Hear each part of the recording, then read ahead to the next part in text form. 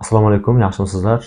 Anchadan beri o'zi YouTube'da ko'rishmayotgan edik. Bugun yaxshi mavzuda bir suhbat videosi olmoqchiman. Xo'p, bu videomizda biz jamiyatdagi qo'rquv kulturasi haqida gaplashamiz, ya'ni bizning jamiyatimizdagi. Nimaga bu mavzu? Chunki yaqinda bir o'quvchim, bilasizlar, men turk tilidan dars beraman onlayn. Shu O'zbekistonda o'qituvchi bo'lib ishlaydigan o'quvchim aytib qoldi. Shu maktabda 11-sinflarga dars berar ekan, aytdiki, o'quvchilarim aytganimni qilmaydi, gap qaytaradi, juda ham kalaka qilishga harakat qiladi dedi. O'zi yosh o'qituvchi, qiz bola. Shunga jahlim chiqib turibdi deb menga aytib qoldi. Keyin so'radim. Bittasini tanir ekan, hatto qarindosh ekan. O'sha qarindoshim dedi, hatto dedi, oldin dedi, kichkinaligida juda ham hurmat qilardi, yaxshi bola edi. Hozir umuman taltayib ketgan dedi. Biroz so'radim. Bu bolalarning ota-onasini taniysizmi? Yoki boyagi qarindosh, ham o'quvchingiz, ham qarindoshingiz bo'lgan kishi o'sha bolaning ota-onasini taniysizmi? Ota-onasi bilan munosabati qanday? Juda ham qo'rqadimi deb so'radim. Va taxmin qilganimdek, juda ham qo'rqishini aytdi. Va aytdiki, menga shunday dedi, aslida dedi, juda ham tarbiyali dedi.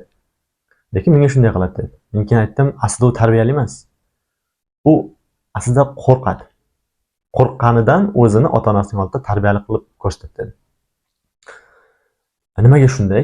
Keyin tushuntirdim unga.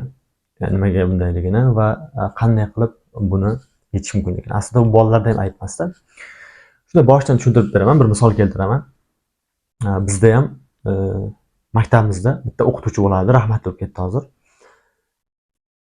Bolalarga umuman urishmasdi.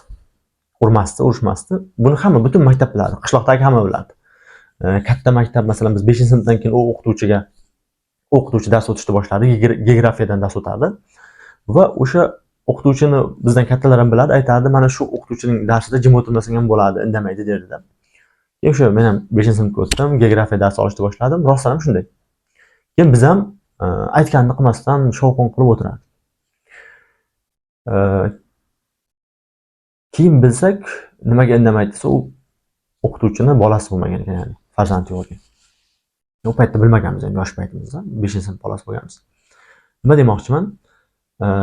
Bizda shunday, jamiyatimizda aksariyat hollarda bolalar qo'rquv, avtoritariyaga, ya'ni masalan uyda ota bo'lsa, qo'rquvga indekslanib katta qilinadi. Ya'ni siz ota-onangizning oldida jim o'tiradi bolalar, tarbiyali ko'rinadi, chunki qo'rqadi va bu qo'rquvni biz zo'r qilib almashtirib olganmiz, tirnoq ichida hurmat bilan. Va bu qo'rquv kulturasida katta bo'lgan bolalar, ya'ni otasidan, onasidan, o'zidan kuchi ko'plardan, kuchi yetmaydigan insonlardan qo'rqib, ularga itoat qilib katta bo'lgan insonlar, ertaga unga masalan maktabda misol qilib keltiraylik, o'qituvchilar bor, ba'zi o'qituvchilar kirgandan stolga uradi. Ya'ni o'zining avtoritariyasini o'rnatishga harakat qiladi, qattiqqo'lligini ko'rsatishga harakat qiladi. O'quvchilar rostdan ham u o'qituvchining darsida jim o'tiradi. Ba'zi o'qituvchilar bor, sizga kulib muomala qiladi, yaxshi muomala qiladi. Boyagi o'qituvchi bo'lgan o'quvchim ham shunday deb aytdi, men dedi, bularga hazillashaman dedi, kulib, yaxshi muomala qilaman dedi. Shunga qaramay dedi, menga hurmatsizlik qilyapti dedi. Men endi boya misol keltirgan bizni geografiya ustozimizni, u ham shunday bizga yaxshi muomala qiladi. Biz nima deb o'ylardik bu yaxshi muomalani? Biz kuchsizlik deb o'ylardik. Uyda dakki eshitib katta bo'lganmiz-ku. Agar ozgina erkalik qilsak, ozgina nima qilsak, tayoq turgan-ku. Lekin u bizga insondek muomala qilyapti. Chunki u insonni bolasi bo'lmagan, bolasiga o'zining bolasi bo'lmagan uchun bu mehrni ko'rsatmagan. U mehrni, u sevgini bizga ko'rsatadi. Bizga insondek muomala qilardi. Biz bu mehr, sevgi, insondek muomala qilishda biz kuchsizlik deb o'ylaganmiz. Ya'ni o'qituvchi kuchsiz, mentalniy kuchsiz, psixologik kuchsiz, jismoniy kuchsiz deb o'ylab, uni darsida jim o'tirmasdik. Bundan boshqa yana bitta misol keltiraman. Stajyor o'qituvchilar bo'lardi, ya'ni yosh o'qituvchilar bo'lardi yoki endi texnikumda, kollejni bitirib kelgan yosh qizlar bo'lardi. Masalan, mendan bir 7-8 yosh qizlar. O'sha paytda 21-22 yoshda bo'lgan. Maksimum bo'lsa 21-22 yoshda bo'lgan. O'sha qizlar shunaqa zo'r muomala qilardi bizga. Shunaqa zo'r muomala qilardi.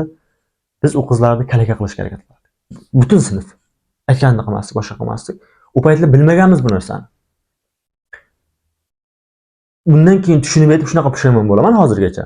Nimaga? Chunki lekin ayb bolalarda ham emas.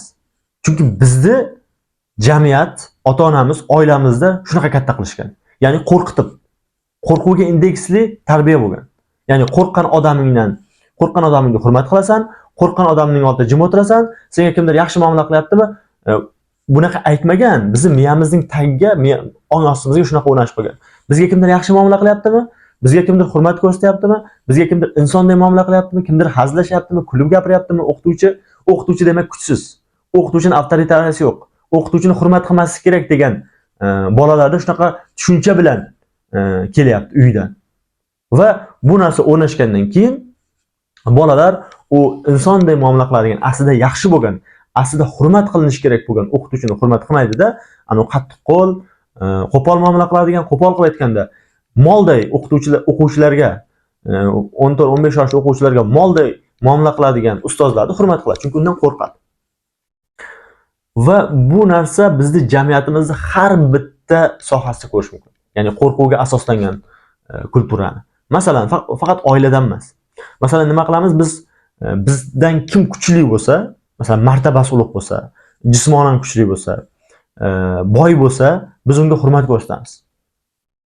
Shunga qarab muomala qilamiz, ya'ni kuchga asoslangan. Ya'ni kuch, chunki kuchlidan qo'rqamiz-da. Nima qilamiz? To'ylarda bizdan kuchli insonni keling deb to'yga o'tkazamiz. Bizdan kuchsizroqmi, uni ezishga harakat qilinadi. Ya'ni kuchsizmi? U ezilishi kerak. Chunki o'zini kuchlilar uni ezadi-ku. Masalan, bir inson bo'lsa, u oilada shu qo'rqib katta bo'lgan bo'lsa, u shunday miya bilan katta bo'ladi. Mendan kuchsizlardan men qo'rqishim kerak. Ota-onasidan yoshligida kuchsiz edi-ku, yosh bola bo'lgandan keyin kuchsiz edi. Va u qo'rqib katta bo'ldi. Qo'rquvga indekslanib katta bo'ldi, to'g'riroq. Masalan, bizda uyda kimdan eng ko'p qo'rqasangiz, otadan deydi.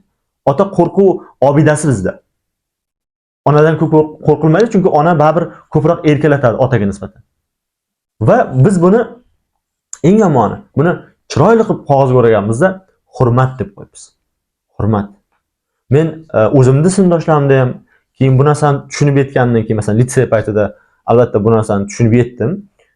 Zo'r o'qituvchilarim bo'ldi. Shunaqa zo'r muomala qiladigan o'qituvchilarim bo'ldi. Ularga shunaqa yaxshi hurmat ko'rsatardik. U maktab davridagini aytyapman. Men litseyda buni tushunib yetdim.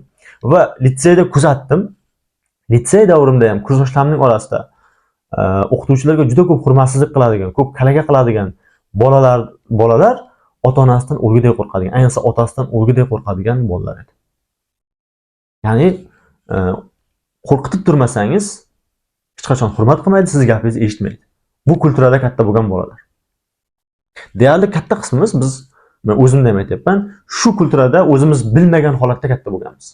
Ota-ona ham bilmaydi bu narsani. Ya'ni bu narsaning zararligini, bu aytadi, biz oldimizda qattiqroq nafas ham olmaydi-ku. Qanday qilib sizni kalaka qilishi mumkin?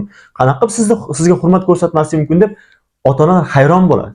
Chunki uni oldida, otasini oldida jim o'tiradi-ku, qattiqroq nafas ham olmaydi. Lekin u boyagi o'zining unga yaxshi muomala qilgan insonni kuchsiz ko'ryapti-ku, u paytda birdan u ichidagi unaqa chiqib keladi. Haqqiy inson chiqib keladi ichidagi. Haqqiy xarakteri chiqib keladi. Shuning uchun yana ham to'g'rirog'i olgan tarbiyasi chiqib keladi. Bizda va bu juda ham hamma joyda, juda ham ko'p. Masalan, biz yoshligimizda nima bo'lardi? Birinchi sinfga borganda birinchi shef kim degan narsa bo'lardi. Ya'ni birinchi sinfga borgan paytimizda birinchi sheflik masalasi bo'lardi. Birinchi sinf 6 yoshli bola, 7 yoshli bola. Nimaga? Chunki qolganlarni qo'rqitib olish kerak. Qolganlarni qo'rqitib olsa, keyin uni avtoritariyasi bo'ladi, aytganini qildiradi. Hurmat qildiradi, to'g'ri, tirnoq ichida. Yo bo'lmasa shunaqa maslahat beradiganlar bor. Yangi uylangan anaqalarga, kuyovlarga. Birinchi kechadan buning ko'zini qo'rqit deydi. Birinchi kechadan, ya'ni ur deydi. Ko'zini qo'rqit deydi birinchi kechadan. Ya'ni ayol yangi kelgan, u moslashish kerak. U inson, unga zulm qilmaslik kerak. Yo'q, unaqa narsa yo'q. Birinchi kechadan ko'zingni qo'rqit degan tushuncha bor. Ya'ni bizni hayotimizda har bitta joyga qaraydigan bo'lsak, qo'rquvga indekslanganini ko'rishimiz mumkin. Qo'rqqan uchun ishga vaqtida keladi. Agar masalan boshliqlarning nimaga bizda surati osiq? insonning martabasi ko'tarilib ketgan sayin mana bu surat osilib ketaveradi. Ya'ni kamroq kuladigan bo'lib ketaveradi. Nimaga? Chunki agar siz kuladigan bo'lsangiz, bir boshliqsiz, patronsiz, kulasiz, hazil qilasiz, ishchilaringizga yaxshi muomala qilasiz, u ishchi ishga vaqtida kelmaydi. Ishini vaqtida qilmaydi. Nimaga? Chunki u shunaqa katta bo'lgan. Unga har doim tayoq kerak bo'lgan. Unga har doim qo'rquv kerak bo'lgan. Men buni o'zim darslarimda ham ko'p ko'raman. Va o'quvchilarim eshitayotgan bo'lsa bu narsani aytishim mumkin. Ko'pchilik o'quvchilar menga kelgan paytda ustoz deydi, bizga qattiq qo'l ustoz kerak deydi. Men aytaman har doim. Nimaga qattiq qo'l ustoz kerak? Chunki dars qilmayman. Qarang, yoshi 20, 25, 30 yosh orasi, balki 35 yosh. Lekin menga qattiq qo'l ustoz kerak deydi. Chunki dars qilmayman deydi. Qarang, 20 yosh, 35 yosh orasi inson, yetuk inson o'ziga nima kerakligini bilmaydi. Yoki to'g'riroq qilib aytganda, o'ziga nima kerakligini biladi, lekin o'zini o'zi boshqarishni bilmaydi. Ya'ni odam masalan siz qorningiz och bo'lsa, ovqatlanishingiz kerakligini bilasiz, lekin masalan sizga turk tilidan sertifikat kerak, lekin buning uchun o'zingiz dars qilishingiz kerakligini to'g'riroq o'zingizdan bilib dars qilmaysiz. Sizga agar qachonki tayoq bo'lsa, qattiq qo'l o'qituvchi bo'lsa, sizni so'kib turadigan bo'lsa, shunda dars qilasiz. Bu nimaning natijasi desangiz, bu o'sha yosh bolalikda qo'rqitib, qo'rquvga indekslanib katta qilinganlikning natijasi. Bu hayotimizda har bitta jabhasida eng yomon ta'sir qiladi. Ya'ni ishimizni vaqtida qilmaymiz, o'zimizning mas'uliyatimizni vaqtida bajarib qo'ymaymiz, dars qilishimiz kerakligini bilamiz, til o'rganishimiz kerakligini bilamiz, lekin shuni kimdir bizga turtki bo'lib turmasa qilmaymiz. Bizga insonday muomala qilgan insonlarni kuchsiz deb o'ylaymiz va unga zulm qilishga, unga kuchimizni ko'rsatishga harakat qilamiz. Bolalar, ayniqsa maktab bolalari yaxshi muomala qilgan o'qituvchiga kun bermaydi. Bu o'ta yomon narsa. Bu o'ta yomon narsa va afsuski bizning yillardir o'rnatgan kulturamiz mana shu qo'rquvga asoslangan kultura.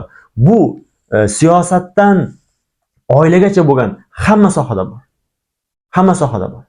Ya'ni avtoritar kimnidir xohlash, tayoq ushlab turadigan kimnidir xohlash qo'rquv kulturasining mevasi hisoblanadi.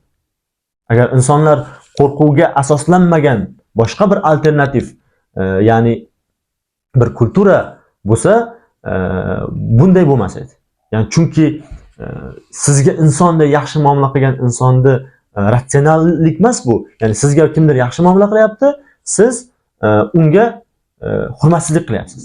Aslida ratsional inson qanday bo'ladi? Ya'ni aqli joyida, aqli to'g'ri ishlaydigan, aqlini to'g'ri ishlatadigan, hislarni to'g'ri ishlatadigan inson yaxshi muomala qilgan insonga yaxshi muomala qilish kerak. Lekin nimaga bu bunaqa emas bizda? Nimaga o'quvchilar maktabda yaxshi muomala qilgan, insondek, do'stdek yondashgan o'qituvchilarni ko'proq masala qiladi? Chunki uning tagida qo'rquv turibdi. Ya'ni unga qo'rqitadigan nimadir kerak. Bo'lmasa bo'lmaydi. Va buning farqida emas, ya'ni buni o'zi ham bilmaydi. Buni o'zi bilmaydi o'quvchining. Ayb o'quvchida ham emas. Ayb uni katta qilgan ota-onada ham emas. Ayb hammamizda aslida. Ayb balkida bizning ajdodlarimizda bu kulturaning joylashishiga o'rnashishiga sababchi bo'lgan ajdodlarimizda. Ya'ni aybdor qidiraman desangiz, aybdor topolmaysiz. Butun jamiyat aybdor aslida bu kulturaning bizga o'rnashib qolishiga. Va bugun o'qituvchilar shundan afsuski shikoyatchi. Juda ham ko'plab o'qituvchilar xohlagandek o'qituvchilik qila olmaydi. Ayniqsa yosh kadrlar bu qo'rqitib tarbiya qilishning, o'quvchilarni qo'rqitib o'qitishning to'g'ri emasligini, ilmiy to'g'ri emasligini, rostdan ham psixologik ilmiy to'g'ri emas bu narsa. To'g'ri emasligini, bolani qo'rqadigan insoniga itoat qilishi, qo'rqmaydigan insoniga zulm qilishi, zulm qiladigan qilib katta qilib qo'yish to'g'ri emasligini bilib, yosh kadrlar o'quvchilarga yaxshiroq yondashishga harakat qiladi. Va ana 11-sinfga borib bo'lgan 17 yoshdagi tarbiyasizlar, boshqa iloji yo'q, bu anaqadan boshqa gapni ishlata olmayman. U yoki to'g'riroq aytganda o'sha qo'rquv kulturasining mevalari, shunaqa tarbiya ko'rgan insonlar, ana yosh havas bilan kelgan o'qituvchilarga shunaqa dars beraman deb kelgan o'quvchilarga shunday zo'r dars beraman, yaxshi muomala qilaman, ular bilan do'st bo'laman deb kelgan insonni masxara qilishiga olib kelyapti. Agar mana shu videoni mana shu 16, 15, 17 yoshdagi 9, 10, 11-sinflar, masalan 8, 7 farqi yo'q. Maktab o'quvchilari tomosha qilayotgan bo'lsa, shuni bilib qo'ying. Sizga kimdir yaxshi muomala qilayotgan bo'lsa, sizga kimdir insonday muomala qilayotgan bo'lsa, sizga kimdir hazil qilayotgan bo'lsa, bu uning kuchsizligini bildirmaydi. Bu uning sizdan qo'rqayotganini bildirmaydi. Uning mentalniy, ya'ni psixologik kuchsizligini bildirmaydi. U sizni inson sifatida ko'ryapti va inson deb muomala qilyapti. Jamiyatdagi sen molsan, sening aqling yetmaydi, sen qo'rqishing kerak deb katta qilganlarday bu muomala qilishni biladi u ham. Lekin sizni inson o'rniga qo'yayotgani uchun yaxshi muomala qilyapti. Buning natijasi, buning javobi hurmatsizlik bo'lmasligi kerak. Buning javobi hurmatsizlik bo'lmasligi kerak. Yoki siz mol emassiz. Siz miyangiz ishlamaydigan, miyangiz yo'q bo'lgan jonzot emassiz. Sizda aqlingiz bor. Siz nima kerakligini o'zingiz bilasiz. Sizga doim tayoq ushlab turadigan kishi kerak emas sizni o'qishingiz uchun. Ba'zi o'qituvchilar bo'ladi repetitorda o'quvchilarga urardi. Urardi rostdan, qamab qo'yib urardi. O'qimasa. Masalan, men biron marta mana shunaqa o'qituvchidan dars olmaganman. Uradigan o'qituvchidan. Litsey paytimda, chunki u paytda aqlim joyiga kelgan, men o'zimga nima kerakligini bilganman va menga yaxshi muomala qiladigan ustozlardan dars olganman. Lekin ungacha men ham maktab davrida xuddi jamiyatning mevasi bo'lganman. Menga yaxshi muomala qilgan ustozlarning ustidan kulishga harakat qilganman, qattiq qo'l bo'lgan ustozlardan qo'rqqanman. Lekin litsey paytida 16-17 yoshimda bu narsa Xudoga shukr nima bo'lgan? Yo'qolgan. Tushunib yetganman yani. Siz ham buni tushuning. Sizga kimdir yaxshi muomala qilayotgan uning kuchsizligi emas. Siz insonligingizni bildiradi. Agar siz yaxshi muomala qilyapti deb buni suiiste'mol qilib, unga yomon muomala qiladigan bo'lsangiz, bu sizni hayvonligingizni bildiradi. Bu sizni to'g'ri tarbiya ko'rmaganingizni bildiradi. Bu o'sha siz qo'rquv kulturasining mevasi ekanligingizni bildiradi. Va bu hayotingiz davomida mana shunday davom etadi. O'zingizdan kuchlilarning qo'lini o'pasiz, o'zingiz qo'rqadigan insonlarning qo'lini o'pasiz, o'zingizdan kuchsiz bo'lgan insonlarni ezishga, zulm qilishga harakat qilasiz. Jamiyatga qarang. Jamiyatda butun munosabatlar, inson-inson munosabatlar xuddi shunaqa. Yo'lga qarang, yo'lda qimmat mashinali insonlar arzon mashinadagi insonlarga ya'ni yo'l berishga harakat qilmaydi, ya'ni yo'l bermaydi. Qaytanga uni yo'lini olib qo'yishga harakat qiladi. Nimaga? Chunki u qimmat mashinada, u kuchli, u boy. Ko'ryapsizmi? Ya'ni bu jamiyatning qo'rquvga asoslangan, kuchga asoslangan tarbiyasidan, qadriyatdan kelib chiqadi. Kulturasidan kelib chiqadi. Shuning uchun bu ayniqsa maktab o'quvchilariga tegishli, o'qituvchilarga hurmatsizlik qilmanglar. Sizlarga yaxshi muomala qilayotgan, sizlarni inson sifatida ko'rayotgan yoki qattiq qo'l ustozga borishim kerak deb til o'rganayotgan bo'lsangiz, qidirib yurmang. Siz nima kerakligini o'zingizni biladigan darajada aqlli jonzotsiz. Siz o'zingizga nima kerakligini yaxshi bilasiz. Chunki siz inson sifatida yaratilgansiz, sizda aql bor. Agar siz menga qattiq qo'l ustoz kerak degani bu men molman degan bilan teng. Men o'zimni o'zim boshqara olmayman, o'zimga o'zim nima kerakligini bilmayman. Shuning uchun menga qattiq qo'l ustoz kerak deyotgan bo'lasiz. O'ta bu tashvishli holat aslida va umid qilaman bu qo'rquv kulturasi yo'qolib, bu qo'rquvning o'rnini haqiqiy tirnoq ichidagi hurmat emas, haqiqiy hurmat egallaydi. Mehr, sevgi, ayniqsa o'qituvchi bilan o'quvchilar orasidagi munosabatda, ota-ona bilan bola orasidagi munosabatlarda shu qo'rquv kulturasining yo'qolishini tilab qolaman. Chunki bu bizni butun hayotimizdagi har jabhasini ta'sir qilayotgan o'ta negativ, o'ta zararli bir kultura. Shularni aytmoqchi edim, bir samimiy suhbat bo'lsin deb videoga oldim. Ba'zi joylarda gapirayotganda nima deydi, emotsiya ko'rsatgan bo'lishi mumkin. Chunki o'quvchimning gaplarini eshitdim va birdan bildim nimaga bundayligini. Afsuski bizda shunday. Umid qilaman kimgadir, qayerdir yaxshi taraflama ta'sir qiladi deb bu videoni keyingi videolarda ko'rishguncha xayr, salomat bo'ling. Yana shunaqa mavzularda gaplashib turamiz.